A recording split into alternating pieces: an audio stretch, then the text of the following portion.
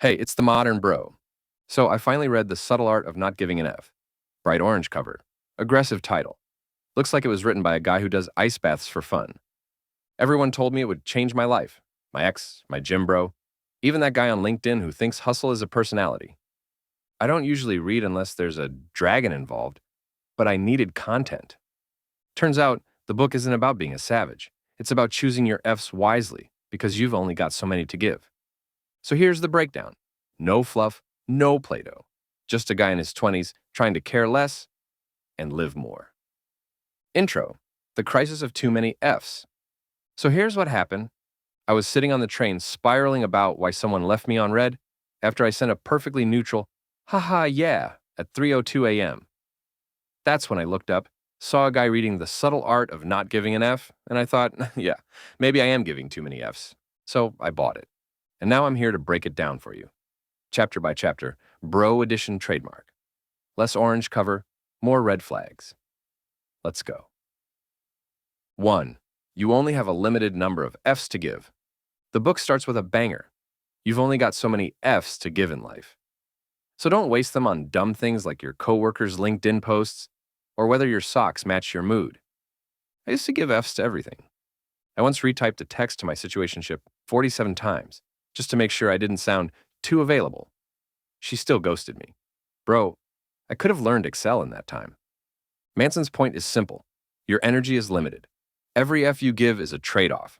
Choose wisely. Modern bro. Translation: stop spending your Fs on things that don't pay rent or peace.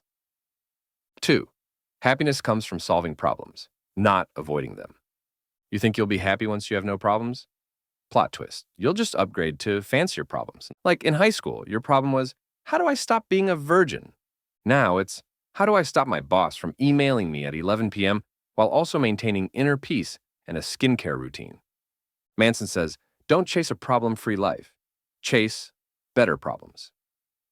Real talk story. I once thought quitting my job would solve all my issues. Spoiler. I ended up unemployed, underfed, and over-philosophical. You ever try meditating on an empty stomach?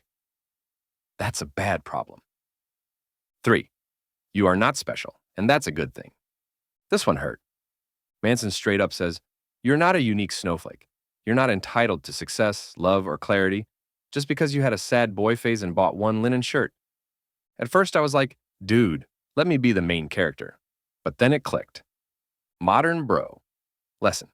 If you're not that special, you don't need to constantly prove yourself. You don't need to win every argument. You don't need to impress that barista who didn't even ask for your name. Freedom is in realizing you're mid. Embrace it. 4. Value your pain. You gotta earn your Fs. Whatever you care about, you're gonna suffer for it. You want abs? Congrats. Your reward is kale and crying during planks. You want love? Enjoy miscommunications, therapy, and texting. We good? At 1 a.m. Manson's point, you don't get to choose whether you suffer. You get to choose what's worth suffering for. Unhinged bro story. I once learned photography just to impress a girl who liked artsy guys, bought a film camera, watched Wes Anderson films, took pictures of lampposts. She still went back to her ex who sells crypto. Lesson? Care about stuff because it matters to you, not because you're trying to outsuffer someone into liking you. 5. Failure is the way forward. You know what sucks? Trying and still failing. You know what sucks more? Never trying and still watching your ex date someone with a ring light and a podcast. Manson's rule is simple. Improvement is based on failure. Fail fast, fail loud, and stop pretending you're just figuring it out when you're actually binge-watching YouTube shorts until 4 a.m. Bro breakdown. I once applied to 27 jobs, got 2 interviews, and got ghosted by both. That's not failure. That's character development. 6th commitment is freedom, but also scary. The more options you have, the more confused you are. Manson says, pick something, stick with it, whether it's a job, a city, or a hair length. Freedom comes from depth, not endless choice. Story. I once dated 3 people at once, thinking it would give me freedom. I ended up with a scheduling spreadsheet and a minor identity crisis. Modern bro tip, you don't need more options. You need more intention. 7. Death is the ultimate filter. Last chapter hits hard. You're gonna die, bro. That's not emo, that's clarity. Manson ends by saying, when you realize you're gonna die, you start focusing on what really matters. And it's not likes or salary or whether your gym fit matches. It's whether you lived on your own terms, whether you gave your F's to the right stuff, whether you left behind something real, even if it's just one person who remembers you as the guy who always showed up. Closing. What I learned from giving fewer F's. So, yeah, I read The Subtle Art of Not Giving an F. And it didn't teach me how to not care. It taught me how to care better.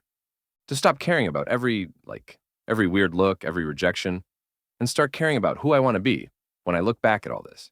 So if you're like me, overthinking, overwhelmed, accidentally caring about 99 irrelevant things at once, maybe it's time to shrink your F list. Pick 3 things that matter. Give them your Fs. Let everything else burn.